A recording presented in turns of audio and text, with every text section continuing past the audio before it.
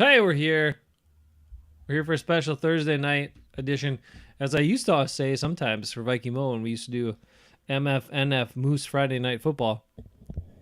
I used to say a special Thursday night edition of Moose MFNF Moose Friday Night Football. And Mo used to laugh. But Mo laughs at a lot of stuff, so it's all right.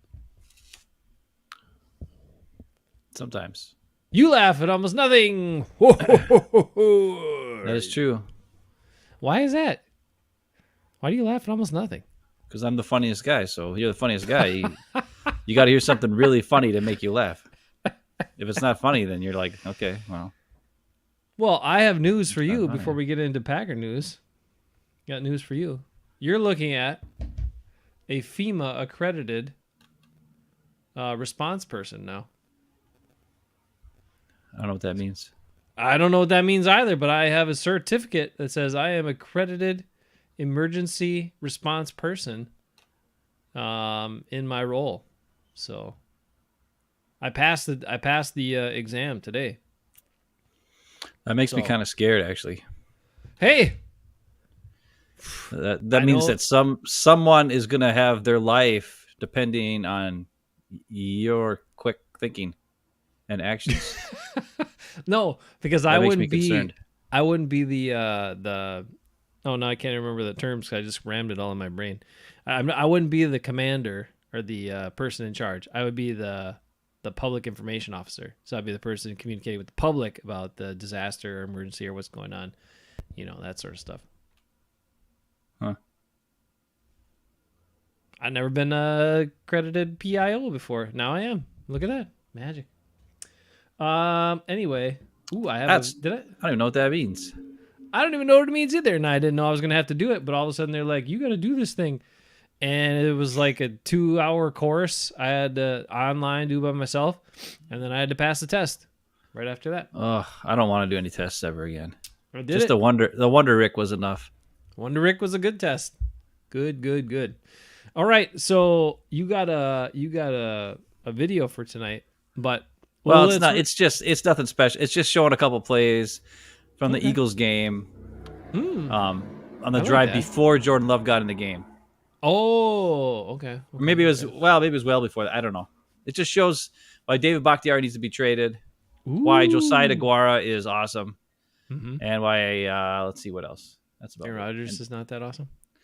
No, that's a different video, but I could show that one too. Did you hear Aaron Rodgers? So he had apparently, for the first time in his life, participated in pregame or pre-practice, whatever. It's not the first time in his life, but the first time in a few years. Yes, yeah. Okay, well, there you have it. And he tweaked a calf. Conveniently tweaked. He didn't tweak anything. Did you hear what I started watching the beginning of his interview, and then I barfed, and then I shut it off. I didn't even watch it. I just read a little quick article on it. He said he was like this. He was like, "Yeah, well, it's nothing big." And then he said like this.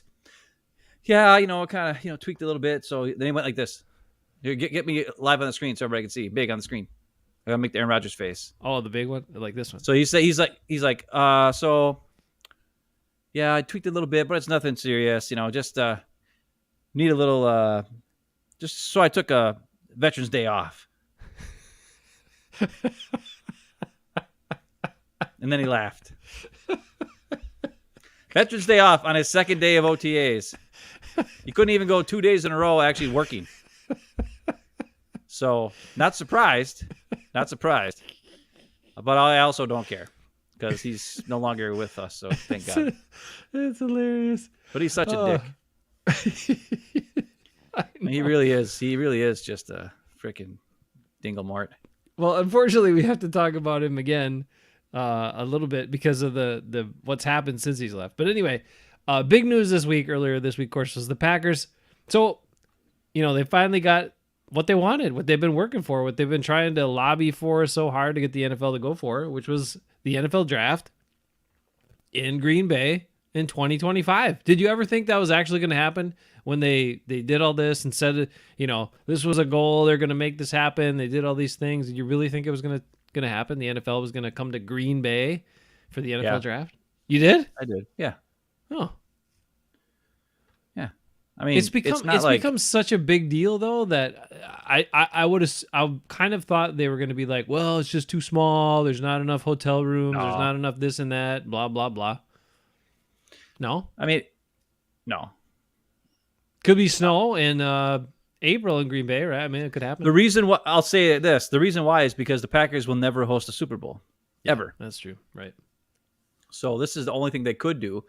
And just about every team has hosted a Super Bowl. I mean,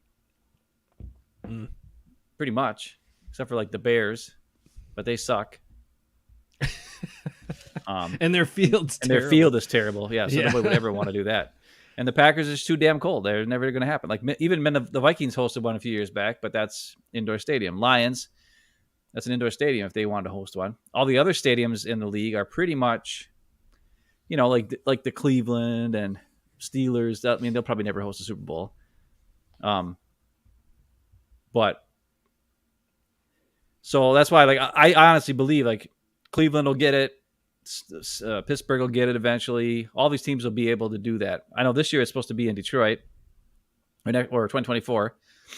So I think they're going to go to a lot of the cold weather stadiums that, aren't going to be like haven't been able to host a Super Bowl, and also are iconic stadiums or iconic places with really like solid fan bases, that are even there. They're like even the Lions, like the Lions fans are there even when they stink.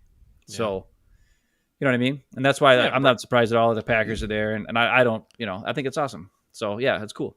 I mean, I think it's really cool too. I just kind of thought they'd do the same thing that they always do where, because it had become such a big event, like before when the draft was not as well attended and you didn't have so many fans there and all this sort of stuff. And, I thought, okay, but once these last several years, it's really kind of the fans show up, people go places, so you gotta have places for all those people to stay. You gotta have the place, but I don't know if they're going to use the Rush Center nearby. I don't know if they're going to use Lambeau Field. I don't know what the whole plan is there, but there are some facilities, and the way, if you haven't been to Green Bay before, David's here. I don't know, David, have you ever been to Green Bay? JJ, I know JJ's been there, but I wonder, David, if you've ever been to Green Bay in a while. They've certainly really built up that whole area around Lambeau Field and done a lot with it. And with that, I think, this was one of the goals they were shooting for, and they made it happen. So as much as we think Mark Murphy's a douchey, a goofball, and doesn't know what the hell he's doing, like, I don't know. I mean, he's bringing in money for the city in Green Bay and this event there, and they pulled it off. They got it together. So I'll give him credit for that. It's Mark Murphy's vision, Ben. He has vision, right? Yeah. Yeah. Anyway, it's pretty cool. So the biggest question is, what does that mean for you? Oh, JJ is going to go. Are you going to go? Wait, let's hear. JJ says, I might go to the draft. Ooh, okay, if you can get a room. He'll probably stay in a hotel in Elguna. Oh, how about close. Algoma? Algoma, yeah, there you go. One less O and change the N to an M, and you got it, bud. Oh, David, it's on your bucket list. Still hoping, huh? Tell David, tell everybody a little bit, Ben, whoever checks out our show, what Lambeau Field used to be like back in the day when we grew up there and before they did all these renovations, expansions, bought land, did all this stuff. Well, it was just a stadium in the middle of town. Yeah. And not only that, like, the parking lot was a parking lot, and you still had the park on people's yards, and local businesses would, rent out their parking lots for people to park. Again, you had to pay like $20 to park there, or $10 to park there, whatever, back in the 80s and the 70s and whatever else. And now it's like the parking lot's no longer a parking lot. I mean, it isn't. It's like a place for people to hang out. There's like all kinds of crazy stuff going on, and there's nothing in, there was no, Ray Nitschke Field and all that kind of stuff. And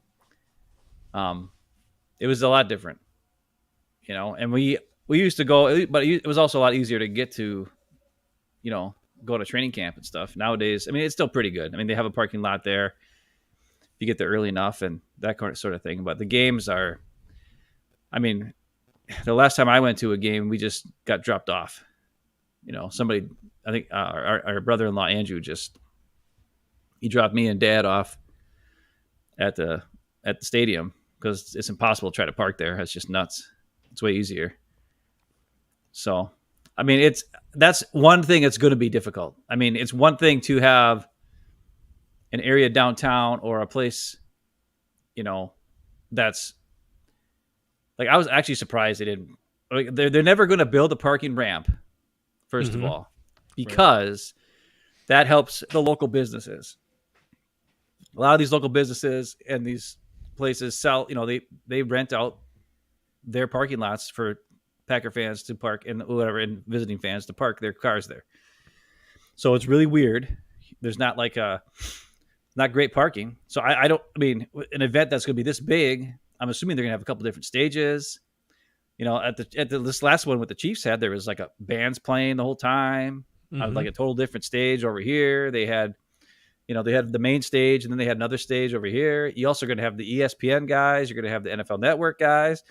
You're going to have each city is going to have a reporting crew there, I'm assuming, for radio, TV. Lots of media. Yeah. I mean, it's going to be crazy is the amount of people, because it's going to be like a Super Bowl, because you have because there's fans of every team.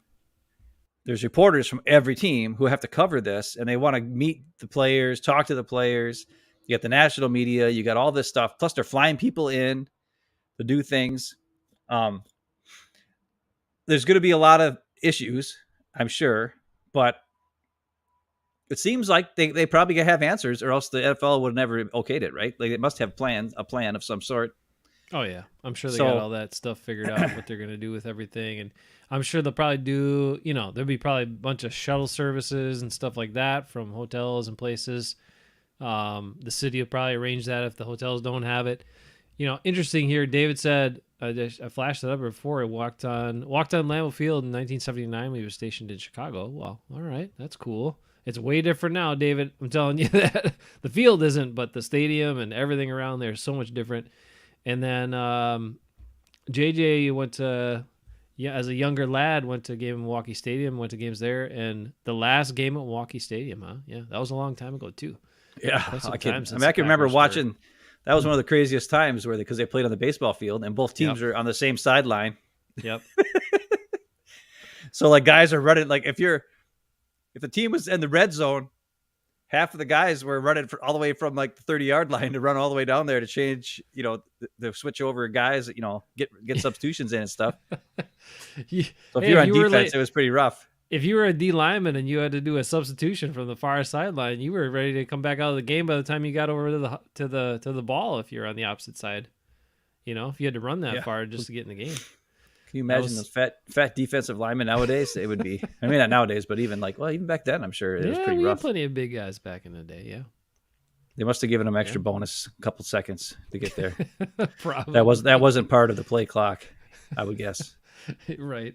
Anyway, it's going to be fun. It's going to be cool. I have a proposition. What do you say? Should we be there? Should we go there? I don't know. I mean, come on, man. I mean, I want to go. That's fine. But somebody was talking about it. I think it was Andy Herman who was talking about it. He was like, okay, when you're there, it's not all that exciting. You're kind of just standing around. Sure. And then like every 10 minutes, somebody comes up there and tells you who the pick is. But if you have your phone on, you probably already know who the pick is. Right. You know what I mean? This is what I'm thinking. It's kind of weird. This is what I'm thinking we should do. This is what I would like to do. This is what I envisioned.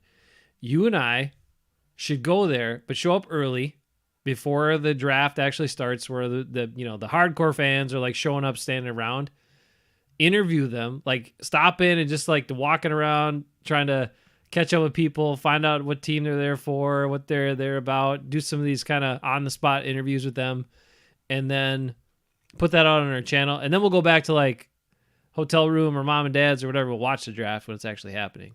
But I think it would be fun for us to be there to see the people and like talk to some of the fans from all around the NFL. And then we can always tell them like, hey, we do this show and maybe someone will check out our show. I don't know. But anyway, if we're still doing it, that's a while ago. That's 2025. We got a couple years to make it there yet. So we'll see if we can continue on.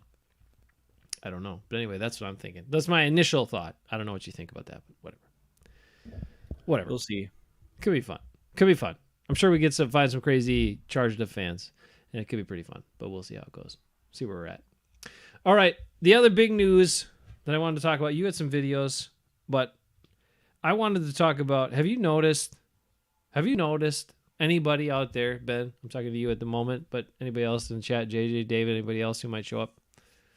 Have you noticed just a different feel with the Packers? Doesn't it just the guys seem lighter, happier, having more fun, more engaged, less on edge? I mean, what's the one big? I mean, I'm just saying, if the Rodgers cloud is gone and this is the result, I'm less concerned about if we have like a 13-win season than if this team looks like they're coming together as a team and playing good football and building something that's sustainable and not, you know, I don't know. I like it. I like what I'm seeing. I like what I see from the guys. A lot more smiles, a lot more, seems like engagement, buy-in, having a good time, ready to work though. I don't know. That's what hit me is like this whole Rodgers drama, all the stuff that's been brought, especially in the last couple of years that's come out, but there's been stuff in the past too. I just think a lot of the guys, it's refreshing for so many of them, just like it's refreshing for us. And I think you're seeing that in player interviews and early, OTAs and mini camps and all this stuff. Like, I think that's the kind of stuff we're seeing already, and I like it. Well, the thing I like the best is when they talk to Keyshawn Nixon and Aaron Jones about the retooling or whatever they want to call it. And Aaron Jones is like, this ain't a rebuild. He says there's a lot of people talking out there, and a lot of what they're saying stinks or something like that. I can't remember exactly what he said. It was awesome. And Keyshawn Nixon's like, there's nobody in this locker room who acts like that, who talks like that. And then somebody was like, well, Dave Bakhtiari had an interview where he said stuff like that. And then Nixon's like, well, I don't know, I haven't talked to him or something like that. But he's like, everybody's here. That's right now. Everybody's here right now. They're working and they're doing their thing. So the other thing I really also thought was cool was I saw interviews with Wicks and with another young guy at receiver. Maybe it was DeBose or something. And both of them mentioned Aaron Jones because they were asking him like, oh, what's it like to have, are you really getting like Christian Watson and Romeo Doubs? Are they helping you out, or Jordan Love? And they asked him about those guys. And he's like, oh, yeah, Christian Watson and Romeo, they're showing us how to do it, even though they've only been here for a year. But they're showing us the Packer way. And then they asked about Jordan Love, and they go, oh, Jordan Love's been great. He's helping us every time we got to ask a question, and he'll answer it. And then he's like, and Aaron Jones is always there for you. He's always a guy who's been there helping us out. And then the other guy said the same thing. So David said, he's like, yeah, even though he's not in our room, he's one of the guys who's always coming up to us and, checking in with us and making sure we're doing okay and giving us little tips and stuff. So I honestly believe this is Aaron Jones' team at this for this season. Yeah. At least at the start. And I think Aaron Jones is going to step aside and let Jordan Love, take the lead if something gets a little crazy or whatever. But I honestly believe that this is going to be, it's kind of cool because Aaron Jones is one of those guys who he's always been honest, cool, one of the nicest guys around, works his butt off, got a chance as a 5th round pick. We talked about last week about how not very many guys get second contracts unless they're like 1st round picks. Mm-hmm. And he's one of the only guys that I can remember who was a late round pick who actually got a second contract with the Packers. And he had a position where nobody wanted them to do it, but they still did it because he's awesome. And he's just, I've often compared him to Donald Driver. He's the Donald Driver of this generation of Packers, and that's one of the coolest things about him. And unfortunately, because the guy who he shares a birthday with had been there before he got there and also a first name with, he's always been the other Aaron, right? He's always been Jonesy or 33 or whatever. And he's always had to be in the shadow of the guy who had the ball in his hand every time and who dictated whether he got to have the ball or not. even though he probably should have had it more than he ever did. Especially when you look at the numbers and you say, holy crap, this guy averaged 5.1 yards per carry over his career. Only Nick Chubb at 5.2 and like two other guys at 5.3 have had more yards per carry at the running back position. There's a couple quarterbacks who have higher yards per carry because it's like Michael Vick and something crazy, like those kind of guys, but that's different. So, and it's not like he's been play behind like a awesome run blocking offensive line because he has not. Right. So I don't think anybody in the NFL, I don't think overall in the whole NFL, they don't respect Aaron Jones' game as much as they should. And number two, he never got the respect as the player, as a team guy, as a leader, because he always had to placate and be like the secondary Aaron, the secondary December 2nd or just whatever, December 12th, whatever their birthday is. It's like something like that. I think it's December 2nd. Birthday guy, same birthday, same first name. He's always been the second guy. And now this is his chance to be a leader. And I think it's really showing up for him. I think it's really been pretty cool as far as watching him in his interviews the last couple that I've seen since Aaron's been traded. He's really taken charge and been very vocal, been very positive, been very supportive of everybody on the team, the young guys and the old guys. It's so different than the other guy who was the leader for the last 15 years, right? That it's almost shocking to see it. And I'm excited. I'm excited for Aaron Jones. The sad part is this might be his last year based on his contract and all that crap. Hopefully they can figure some more stuff out and keep him on for a couple more years. I don't know. But it's one of those things where it's exciting. He's been one of my favorite guys. I should have bought his jersey instead of Rasul Douglas, but whatever. I bought Rasul Douglas. I can't go back now. Maybe I'll buy his jersey this summer or something. Who knows? I don't know. But Aaron Jones is the best. And the other thing I want to talk about is Jordan Love's interview. They asked him about his leadership style and whether he has to get on guys and something like that. And Jordan Love was like, well, that's never really been my leadership style, so that's not how I'm going to be. Pretty much what he said. They're like, well, I mean, and he's like, well, yeah, I mean, sometimes if you got to get on a guy, you got to get on a guy, but that's not the way I do things. So I thought that was pretty cool. He pretty much straight up said, and then they even, because they said, well, the guy before you, it was Jason Wilde, of course, who asked the question.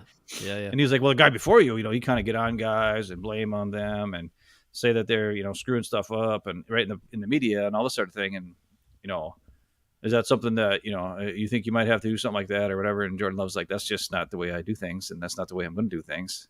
He's like, sometimes, some guys might screw up and you got to get on them, but I'd never do it in the media. I'll talk directly to them about it. Yeah, the media part is just there's no reason for it. I mean, there was never any reason for it whatsoever to have these, things that way, and that Rodgers did it all the time. And it's like, I look, I think a lot of Packer players respected his career, his talent, a lot of the accomplishments personally, right? But when they watched him do that stuff, that definitely, most of those guys lost respect for him doing that stuff. Because most of these guys feel like, look, if there's a problem, I mean, we played that bit from Charles Woodson last year, right? That quote, that address he made on that early pregame show that hardly anybody noticed. And, we plugged it in because I was like, hey, this is a guy with some cred saying this, but he just said it. Don't be saying this stuff in the media. Come talk to me if you got a problem. Come talk to my face. Come tell me about it. Come talk to me. Don't go around me. Put it out through the media. Like, that's something nobody should get behind, and it should have bothered everybody, including Matt LaFleur, who I don't know if he ever tried to tamp that down for Rodgers, but not like he had the power or the credibility to do it. But I can tell you there are some coaches who would have squashed that in a heartbeat and never let that fly. So anyway, refreshing. That's the word I like to use. And to me, it's very refreshing. And I think a lot of it is what you said before with Aaron Jones. Aaron Jones is an awesome dude. And all those things you said is true. And it's really cool. I just, like you said, I hope there's a couple more years of Aaron Jones in Green Bay to kind of see him as that leader. It'd be great. Let's see. Oh, yeah. Okay. Jonathan says,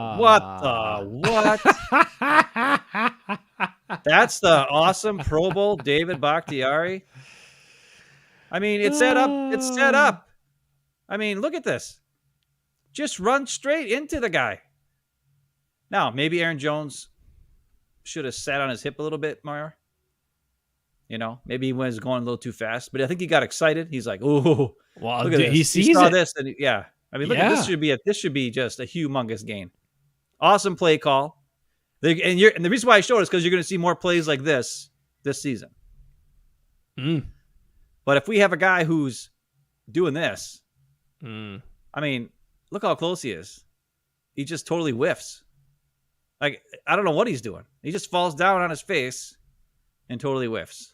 And then Aaron Jones gets like 10 yards instead of, you know, where he probably should have had 20 to 30 to 40 to touchdown possibly, right? Yeah. So that's disappointing. Christian Watson looks disappointed. Yeah, he saw it. He knows it should have been way more. This play, it's just an A.J. Dillon flip out. Immediately flips by Aaron Rodgers. The reason why I like it is because I want you to watch Josiah DeGuara here. Helps out Allen Lazard because he knows Allen Lazard sucks. To take out this corner, which gives A.J. Dillon at least the edge. This guy's coming pretty quick, and there's nobody there to block anymore. Josiah's got to come off and take care of this guy. Problem is, once Josiah stops helping here, there's not much, you know, Lazard doesn't hold up his block as good. Oh, he does all right. So the guy is clear, but watch Josiah here. Oh yeah, that's nice stuff. And he gets fired up. Or maybe he does. Yeah, he does. See that? See that? You see that? Yeah. Yeah, a little fire. Let's watch that again. I like this fired up. Because Josiah DeGuara, he's my guy. Watch Josiah DeGuara right here. Look at him. Yeah. He's a football He knows player. what's up. He knows what's up. God, look how small Aaron Jones is compared to A.J. Dillon. That's crazy when you see him in the backfield together like that. Look at all these guys going to Aaron Jones. I mean, that's how the pony package works, right? Yep. Can you imagine if Dave Bakhtiari would have actually had that block? Like that, first of all, it would have been a touchdown, probably. But second of all, even if it would have been, the defense would have been so worried. Now, this is the play where A.J. Dillon came across here and Aaron Rodgers threw it like shit, and then he dropped it, and everybody complained and said that it was a drop because he drilled it at him like 1,000 miles an hour right in front of him when he's looking at these guys in front of him. Should have been caught. No. But it wasn't like it was a great pass. And that I wouldn't say it shouldn't. It should be on him. Like, you're not. Okay, before you go further. In this instance, right, you want to lead a guy sort of, but you also have to look at where he is right now, and this throw, you just put it on him. You don't need to lead him so far. Because number one, if you here, I'll tell you why. If you get the ball on him, right, you throw it just right on his chest so he can catch it, and then he can look up with space in front of him. If he's leaning and having to reach out to catch it, he's got to focus so much on the catch that then he has to look at the ball longer, and he can't look up as quick and decide where he wants to go. So that particular pass, you put the damn ball on the guy, and it's a what is it? Is that like 6 yards, 7 yards in the air? You're a professional quarterback. Put the goddamn ball on the guy. What is that? No, I will say this: Jordan Love has had problems with that pass as well. Is it also because his feet are straddling instead of in a throwing position? But and I'm he just saying, doesn't have him on the ground, because that's what Aaron Rodgers just did. These are the type of plays we're going to see this season with Jordan Love throwing those balls. And if you remember in the preseason, Jordan Love had a hard time throwing those balls in the flat like that too. So I don't know why it's so difficult. I think guys just aren't they're not turning their bodies properly. And this one, I think Rodgers just threw it too hard. But the reason why I want to show this is, look at the whistle up here. The official's blowing his whistle right now. Watch Josiah DeGuara. Black, what's that guy? The guy who used to be the Lion corner. Oh, Darius Slay. Yeah, he blocks Slay here, number 2. And he just keeps blocking him and blocking him and blocking him and blocking him and blocking. Watch this shit. It's awesome. Look at him. Get out of here. He just. You learned that it gets from better. Lucas Patrick. Well, he didn't learn it from him, but Lucas Patrick might not make the Bears this year, dude. He might be a Packer again before you know it. Ooh, come on back to the pack, Lucas. Does somebody else have 62 yet? I don't care. If they give it up for him, they should. That would help out a lot. Ooh, The very people next were play, asking I me want for you it. to just watch Anyway. my guy, Josiah DeGuara. He's going to come in motion. All right. It's on the bottom here. Yeah, here he goes. Yep, he's Okay, coming in motion right here. All right, I got him. Just watch him. Don't care about anything else. Hey, look at him. Ooh, nice. He's doing Darius Slay again. And look at it. He still shoves it. And now Darius Slay's talking shit, and he's like, get out of here. Ah, man. I love Josiah he didn't want any DeGuara. part of I that. love Josiah DeGuara, damn it. You got to get a Josiah DeGuara jersey next. I don't know if he's going to be a Packer after this year. He is going That's to be really a Packer. Christian Watson sealed the edge against the defensive end. They'll be able to sign him back cheap, so he will be a Packer. He will. There you go. You know what? I'm going to give... You got this play at one more angle here, or what's going on? No, but the next play is really bad. Why? You want to talk about the offensive line? I want to see something here that happened with Offensive the line is really bad. It's not I know, good. but I want to give a little credit here to my man Yash. Because Yash, let's watch him here.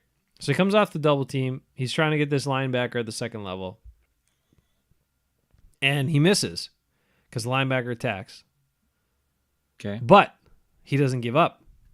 See, the guy beats him there, right? Yep. He doesn't really miss. He forces him way outside. That's not a bad thing.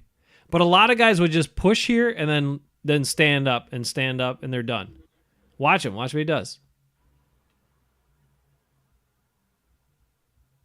Okay, he's looking at the play. He gets back that's in nice.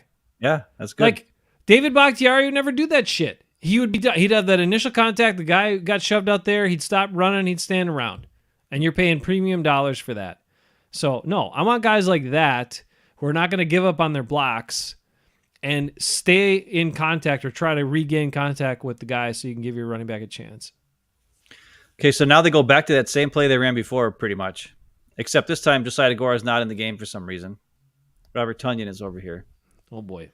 Also, Bakhtiari and Jenkins pull, but Double pull again. Okay. Fletcher Cox gets his butt in here and or whoever this is, starts really causing a problem here because Yash gets beat initially, and Big Dog didn't help him this time. Big Dog's already going to the second level instead of helping out with that double team. And so this guy gets the inside track on Yash. So because of that, Bakhtiari and Jenkins have to go all the way around. Now, Yash stays on him. He's trying to stay on Fletcher Cox the best he can. And Jones sees him. So Jones is going to get out of that mess. But here's the problem with this play. Bakhtiari and Jenkins both whiff on this guy. Oh, no. Now, look at where they are right now. Look how close they are to this guy. Somehow they both fall over, and this guy makes the tackle. I don't... Just watch it. It boggles the mind. I mean, what the fuck is that? That's our big high-priced guard that we just paid and our superstar left tackle who were right in front of him. Now, that's a great play by the defender because he had inside position outside position against Jenkins right there. And he just crashes it. And that's just, these guys are not aggressive. No, not at all. They didn't even get their hands on him. Neither of them did. Well, even on that last trap block that you showed, the last time you showed the double pull a couple plays ago, and Jenkins was coming, like that's a pretty long trap block, right? You're coming from opposite guard to kick out the opposite side defensive end player. So you got some momentum coming for that. Now you can't miss, but you also can go pretty aggressive at that and try to really knock the guy back. And he actually got stood up when he made contact with a defender on that last play. So they're not very aggressive. That's 100% true. But it's never the Packers good really guys are laying on the ground. The Packers really don't have hardly any aggressive offensive linemen. They're not. Like that's just not how they play at all. None of them. But I will say this, like this is an interesting blocking scheme. It's way better than the flow and the zone blocking. So I like the fact they're switching it up. Now the double pull with two guys right next to each other, you don't often see that. I know. It's different. And the biggest problem, right? If you pull, and you're always taught as an offensive lineman, if it's a pulling play, you cannot allow penetration. Like that is the biggest thing. This is a tough spot for Yash to be in. Look how far inside Fletcher Cox is of him already. And he sees it. His key is probably, so everybody has a different key. His key for recognition, he's probably watching the opposite guard. And when he sees the pull again, he's like, I'm just blasting through. I'm not going to hit and read. I'm going to penetrate here and try to screw up the pull blocks. So the fact that Yash did as well as he did was impressive. Jenkins and Bakhtiari, if you advance, I'll tell you, what the thing is here. If I'm Rodgers and I see this, Fletcher Cox, inside that's insane. Yeah. How is Yash supposed to get there? Well, he has to down block. Okay. So it's actually set up good for him to have a down block where he wouldn't get beat to his right. But the thing is, you have to down block, but if the guy penetrates and comes hard, you're in a rough spot to not allow him to penetrate. Like, you can still drive him that way, the opposite direction, but it's going to be hard to prevent penetration in that situation. The other thing I'm wondering is, if I was a coach, I'm not a coach, I'm just a scrub, but if I was a coach, I would almost have one of these two as they're pulling, right? Like whoever the lead guy is, maybe. Because both these guys should be in front of Aaron Jones. So I would have the lead guy pull over and chip and help keep Fletcher Cox secured so that Aaron Jones has an inside track this way. Because you're so close to the end zone. Like, why do we want to go all the way out to the outside here? You know what I mean? I mean, yeah. And actually, in this case, in this particular alignment, there probably should have been a call off where you could just pull one guy, because right now with the way they're lined up, if you look, Jenkins should stay home and he can take that outside guy right on his left shoulder, right? Then, because right now Myers has to go all the way over to that guy. That's pretty tough too, even though you're running Jones in this direction, but he does a good job overall. But like, if Jenkins stays home and they down block and you just have one puller and that's Bakhtiari, then you double team with Runyon for a second. I'm impressed with Runyon on this play though. That's a huge guy. I think that's Davis he took on the first round pick. And if you would have done a double team there with Runyon and Yash, and then have one of those guys peel off for second level, and then have one puller coming, that could work really well. Like, this is a touchdown if you do that. Well, I kind of like my idea where you have one of these guys come across and just clip them, and then Jones comes through here, and then Yash kind of like, or have both of these guys come in and hit this guy. Yeah, and then Yash initially gets the initial hit, or even not even like have Yash just let him go, and have Yash go to the second level, take on this linebacker, and have these two guys coming across take on the D tackle, and then Jones just goes right on through to a touchdown. I know that's interesting. I know we're getting in the weeds on offensive line technique here, but like when you have the situation, if you advance a little bit, like, this is what you're taught even at high school level and beyond. Okay, if you've got two guys basically in the same spot and there's a defender, like, one of them just has to commit. You can't putz around. Like, one of them's got to commit to that defender in front of you, and you're going to take him, and the other guy then understands, sees that you take him, and I'm going to go get the next guy. That's what should have happened, but none of it happened. So then, they missed him. Well, the other thing too is if Jones goes off the outside here. Yeah, but based on what he saw, there's no way you could do that. I know. He saw a big mess. He's just like, I got to get positive yards, is what he probably thought. Yeah, exactly. And then there's Big Dog up here who there's nobody blocking this guy. You know? Well, because one of Bakhtiari should be on him, or Right. And you look at Runyon Bunyan still pushing Davis back. I mean, that's freaking Runyon that's pretty awesome. And Yash is, like, I gotta say, I mean, Yash, this is what you're taught too. If you got a big guy and they attack like that, even at the lower levels, they'll tell you, take him where he wants to go. So if you can't get like a drive block on him because they're so aggressive, your coach will say, take him where he wants to go, and you just keep shoving him the direction he went, and you push him way the hell out of the play. And Yash did that. So you know what this tape is showing me? God dang it, Yash is pretty good. I like him. Again, he's okay. He did pretty good on all those. I'm more impressed. I thought Myers did look good there in all this whole drive. I thought Runyon looked good this whole drive. I'm telling you, Bakhtiari, trade him. Bakhtiari should go. Just get him out of town. I'd rather agree. see Zach Tom. He'll at least try. And he believes in the team. I don't care anymore. I'm done with all these guys that are Rodgers guys. Everybody else is gone. Why is he still there? He should be traded on June 2nd. Just trade him and get him out. Yeah, well, who cares? After June 2nd, it's the same salary cap hit no matter what. Trade him, get something for him, third-round pick or whatever you can get from whoever. Mm-hmm. Get him out of town. He doesn't want to be there anymore. He's talking shit the offseason about how they. He's not even thinks he's part of the team. While the other guys like Nixon and Jones are trying to build a culture here with the young guys and believe that we can do something. And they might suck. I don't know. But I'd rather watch a bunch of guys who give a crap than watch a guy who's clearly said, whatever. So I don't know. I think the Packers offensive line, like Myers needs to not suck. Like that's the big thing. But I really like those play calls. They're cool. Mm-hmm. Because if you remember that Jets game and also this Eagles, the Jets and the Eagles play a lot of similar defense where they do that. They all the defensive line just crashes to one side or the other, right? And they just screw up everything.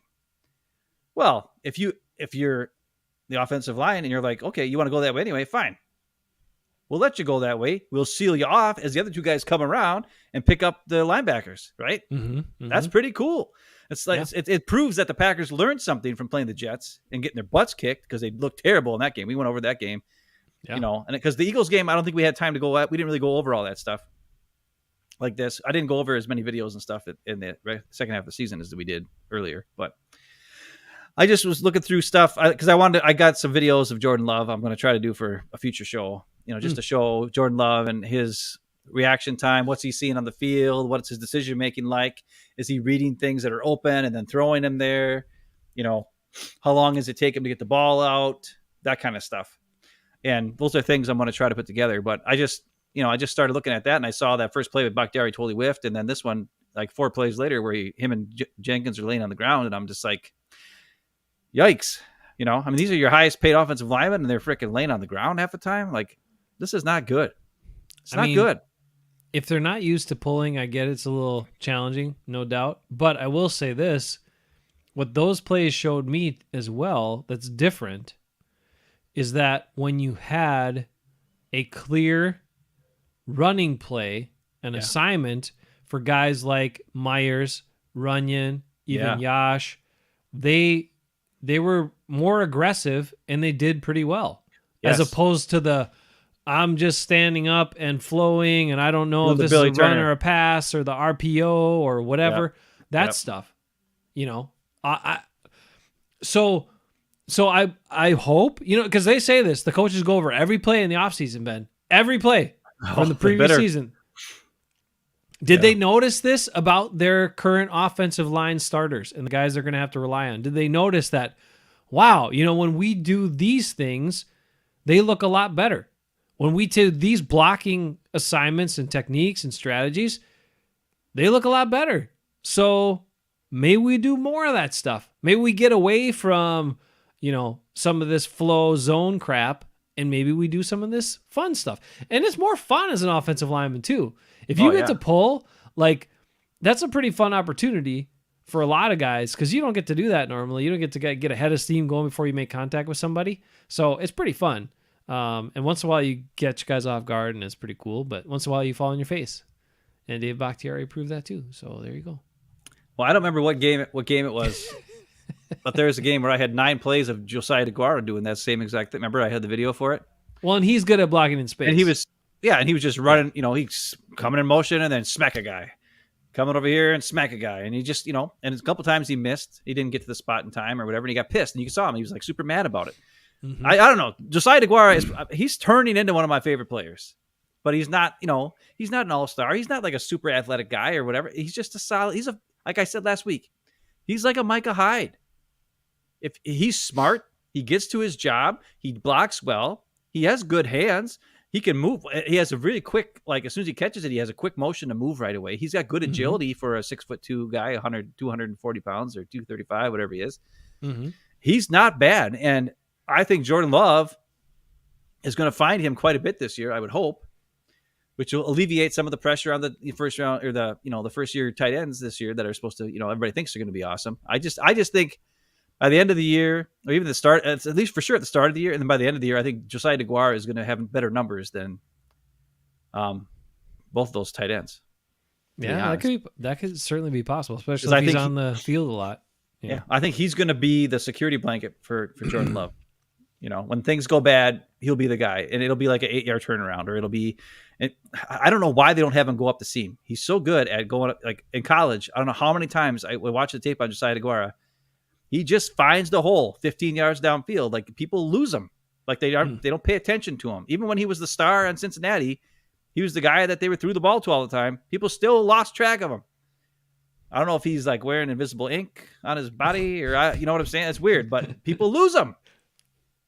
And that's all. And he has way better hands than A.J. Dillon. Yep. So I would rather see him in the backfield on those plays where, you have the handoff to Aaron Jones and then have Josiah DeGuara coming along and then you throw the ball over to Josiah DeGuara instead of A.J. Dillon. I think that's a better use of that play. Yeah. I mean, I think he's better with the ball in his hands after the catch. I mean, A.J. Dillon is pretty good, but he's not as good as Josiah DeGuara. So I don't know. I just thought we'd show, it's a weird week this week. There's not a whole lot going on. I mean, the OTAs are going on, but like nobody knows anything. And yeah, it's huge news in Green Bay. Draft. Yeah, and then the draft. Yeah, but that happened on Monday or whatever. So or Sunday or whatever. So it's like so old that people are like don't want to talk about it anymore. Oh, I don't know. And you might say, Ben, this Eagles game is super old. What the hell are you talking about? It's like, okay, yeah, but we're not talking about the Eagles game. We're talking about the play calling. We're talking about the play of the offensive line. We're talking about all that stuff. We're talking about the future of this team and what they could look like on running plays. Because let's face it, this is going to be a running team. It's going to be a play action team. Like that play is going to be, that could be a key play in future plays, or whatever. Roll out play. With that, even with that offensive line, like it's a little riskier to run like some of those offensive line schemes, but actually run it as a play action pass. It works. But holy crap, can you throw off the defensive backs? If you start doing like pulling offensive linemen and they're disciplined enough to not go downfield, and the guys that are like down blocking kind of take a different approach.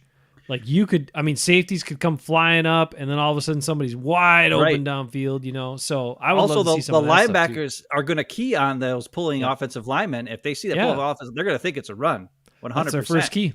Yep. And by drive blocking those defenders all the way to the left like that, you could have Bakhtiari and Jenkins coming across. They just pass protect on that side, right? And then it's almost like a personal protector, like the Packers did with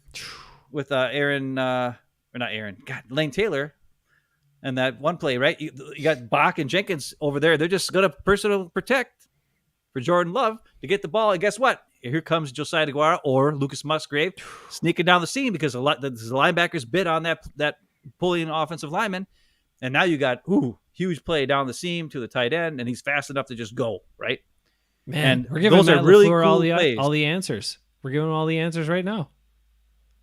Those are plays that should be in the playbook right now. Should be in the playbook. off of these running plays, they're cool running plays, but they're designed. They're getting off the ball run blocking, but they're getting off the ball sideways. Like they're taking guys out of position. They're letting themselves get beat to the inside and then pushing them off because they know not only is the running back going that way, but if it's a play action pass, the quarterback is going to do the fake handoff and then roll out the same way that Aaron Jones would go. And guess what? He's going to have Aaron Jones over in the flat off of that. You could have Josiah DeGuara or whoever's on the other side. All these guys like Christian Watson's coming across the field. There's so many awesome stuff going on. But I don't know. I mean, these are cool plays. I just like when I saw the film. First of all, I just watched because the Bakhtiari fell on his face. I thought that was funny. But then after I kept watching more and more plays, and I was like, yeah, these are cool runs. I love them. And I can't wait to watch Aaron Jones and A.J. Dillon get some carries out of this crap. And their quarterback's actually going to run the play. Yeah. It would be nice if they somehow got offensive lineman back or tackle back for Bakhtiari, but maybe that'd be okay. I just, with injury concerns and stuff like that, they got enough offense. What are you talking about? I'm just saying, man. They got Rasheed Walker, Luke Tenuta. All right. Zach all Tom, right. Yash. All right. They got all these tackles. Caleb freaking Jones.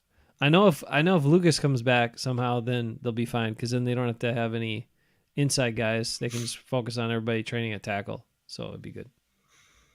Well, it looks like Lucas is not going to be the starting center for the Bears this year.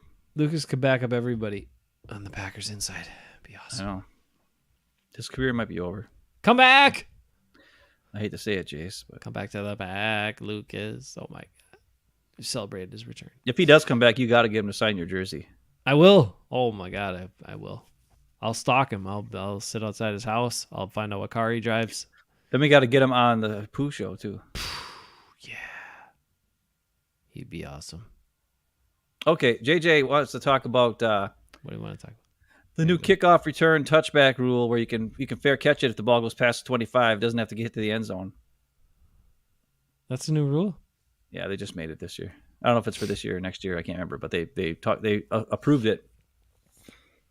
So now if the ball just gets kicked past the 25, so now that we don't have Mason Crosby anymore, now it's okay if we have Mason Crosby. Why didn't they make this rule years ago? Because we had a guy who could never kick it in the end zone. Now it doesn't matter anymore. Really? Whatever.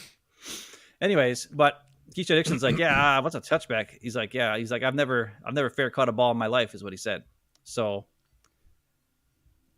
I hope he doesn't fair catch any balls. I know. Just I hope he always takes him out of the end zone. He don't care. Take it out. Go. Put pressure on the other team.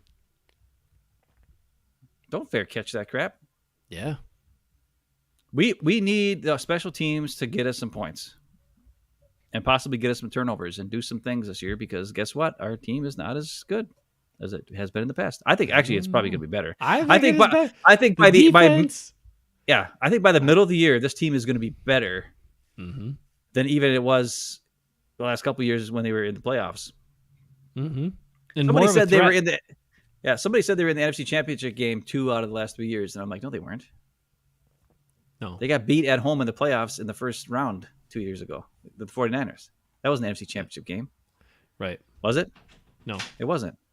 No. And then the year before that, they lost to the NFC Championship game to the Buccaneers. And the year before that, they lost to the 49ers in the NFC Championship game. Right. I think. Yeah. Because they played the Seahawks and the Rams and then the 49ers. Right? Yep. Or no. Maybe it wasn't the NFC Championship game that year either. They lost. Now, they had the number 1 seed 2 out of the last 3 years. Z didn't show up in San Francisco. He didn't show up. No, neither did Preston. I know. They both were worried about getting to the quarterback instead of worried about the run on 3rd and 9, delay handoff, up the gut. Idiots. David wants us to get mean again. We need to get mean again. Yeah. Well, that's what we kind of guys we got. Nasty. It's coming around. I'm telling you, I feel it too. And I think rather than a team that people are figuring out, because I feel like that's kind of what the Packers were. Like, okay, we know what your game is. Like, yeah, you catch some of these guys in early season who aren't ready to play. You catch, some people off guard here and there. You take care of the ball. You win some games early. You pad the wins, and these other 13-win seasons behind Aaron Rodgers. But by the time we get to the playoffs and late in the season, we know what to do.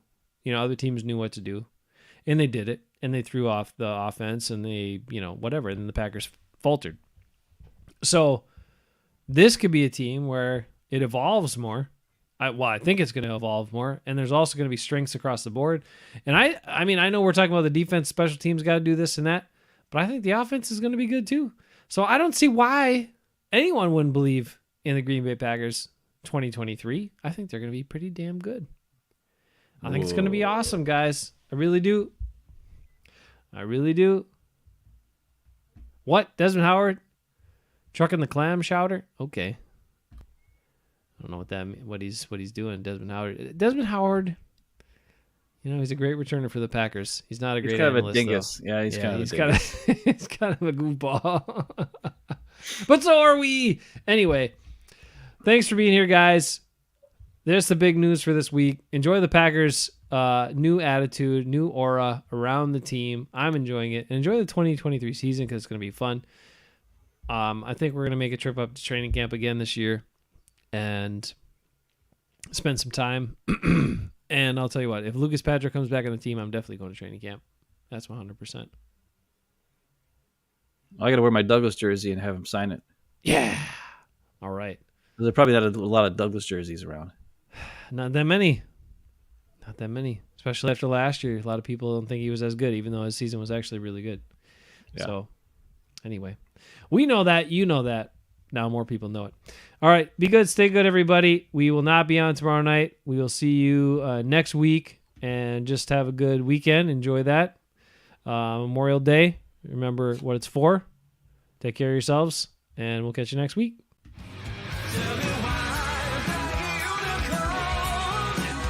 Still happy, did I treat you? Got to find